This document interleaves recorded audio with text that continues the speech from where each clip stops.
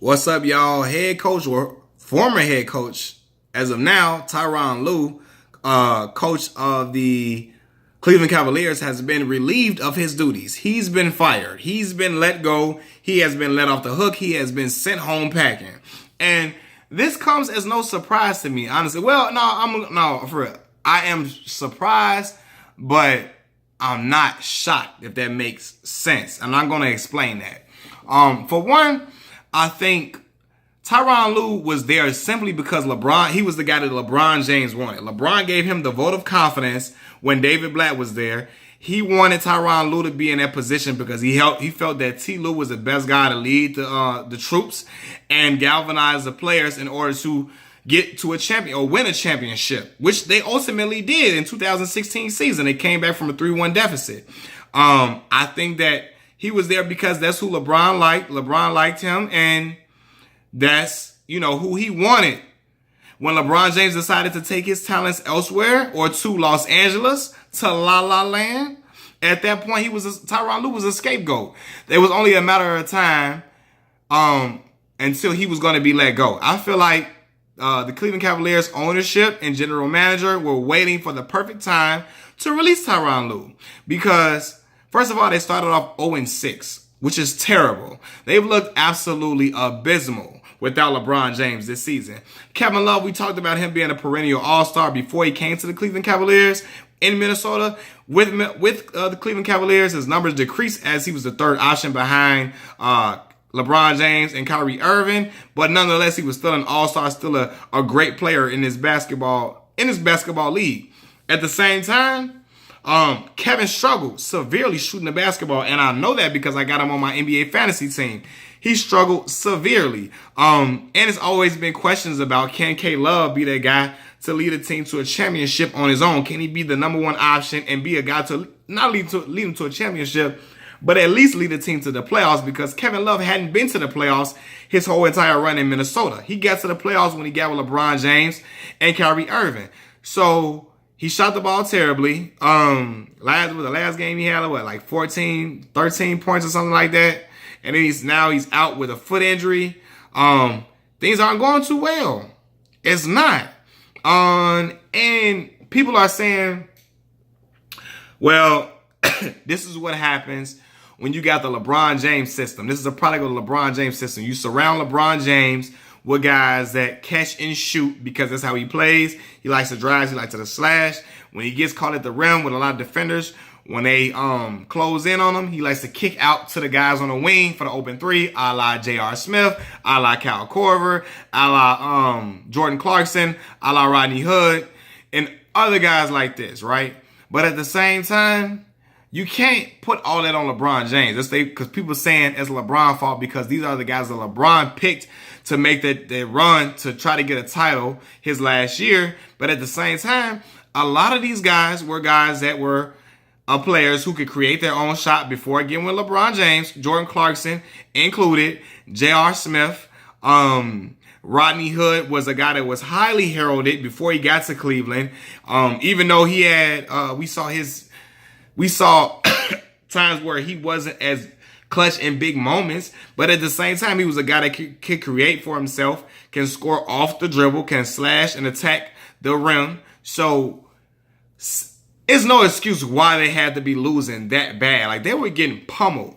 I really want to look at these scores to the games. They were getting absolutely ramrodded. Like, it was horrible.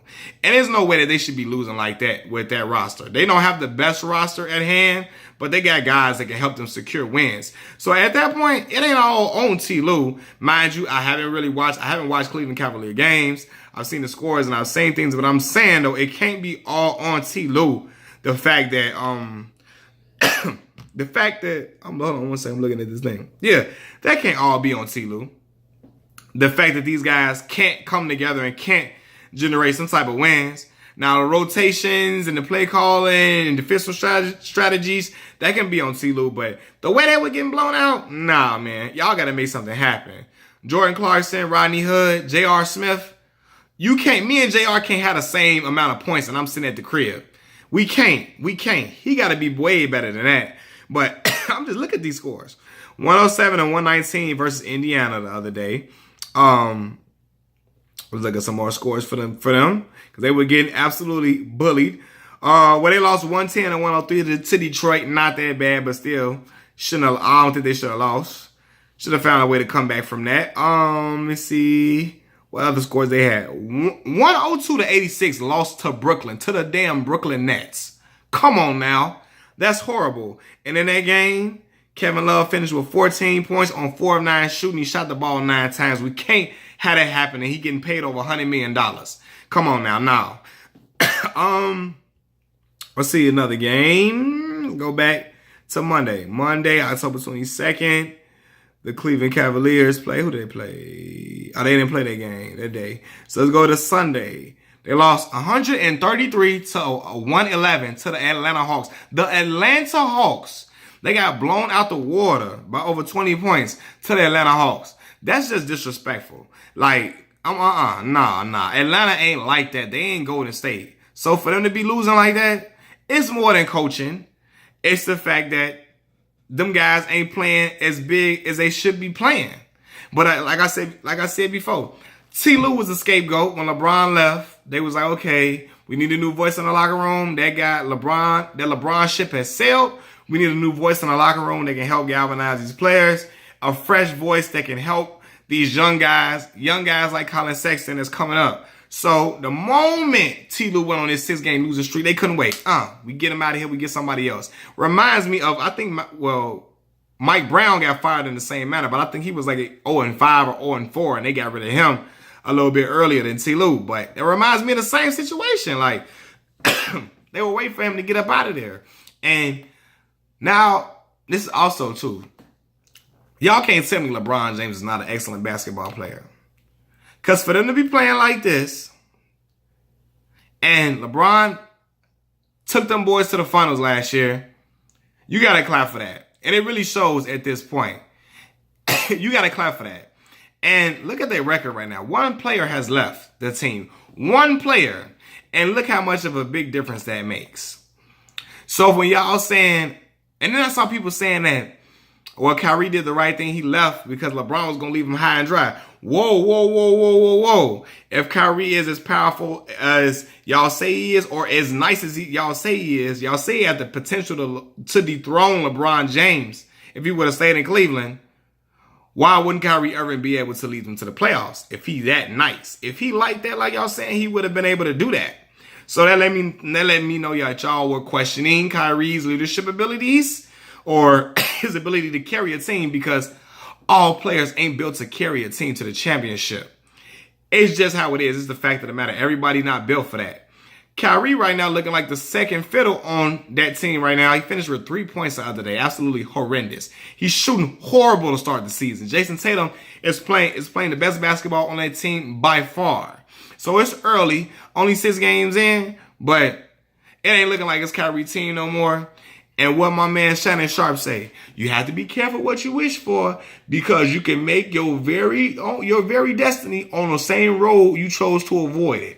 You know what I mean? So he wanted to go to a team where he can be the man. Right now, it's looking like Jason Tatum could possibly be that man coming up soon. So Kyrie said he wanted to stay in Boston before the season started. He gave a verbal commitment, but he may be looking elsewhere as of right now. Well, we're going to see how it plays up to the halfway mark, at least to December, late November, and see how things are going at that point and see if Kyrie waking up. But at the same time, man, Ty Lue was a scapegoat. When LeBron left, it was only a matter of time before they were going to replace him with some guy that they feel like could take over the helm or be a young inspirational, a guy that could be inspirational to these the rookies that they got or the young guys that they got on the team now. So we're going to see what comes of that. In the meantime, LeBron James has just moved up on an all-time NBA scoring list. What is he right now? LeBron scoring list. We're going to look that up right now. Scoring list. Because he passed Dirk Nowitzki. It's crazy how LeBron James is passing active NBA players right now. Dudes that are still active right now, he's passing up. And scoring not even his forte. So y'all tell me what that is. Y'all tell me that boy ain't a great, absolutely outstanding basketball player.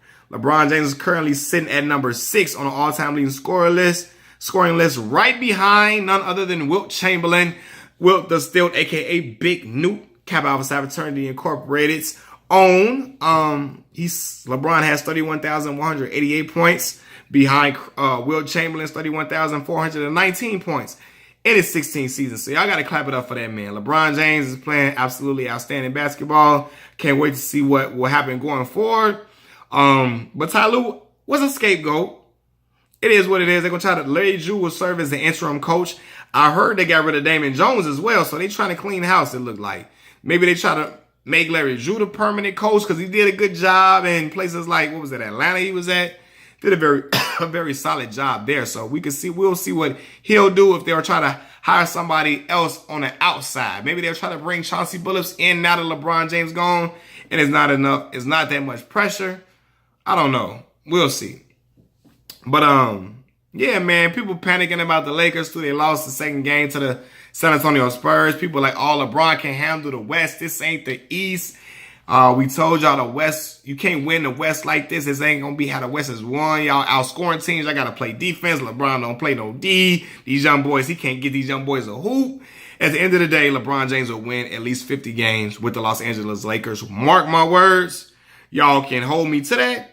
Go back to this video. Whenever I make another video talking my mess, they will still win 50 basketball games in the Western Conference. And they're still going to get to the playoffs. It is what it is, man. Y'all can hate all y'all want to on that young boy. He's a problem, and it shows. Not just because, oh, he's a stat chaser or none of that. He plays the game the right way. And he's one of the most prolific basketball. This is, every player, great player has their era. We went through the Kobe Bryant era. Well, really, Kobe era was overlapped with Tim Duncan's. But we went through an era where Kobe was on a team winning championships consecutively, three-peat with the Los Angeles Lakers. Michael Jordan went on 2 three-peats with the Chicago Bulls. Kobe went on to win 2 more championships after Shaq left with Paul Gasol, Ron Artest, Andrew Bynum. So he showed his greatness. And we have the LeBron era.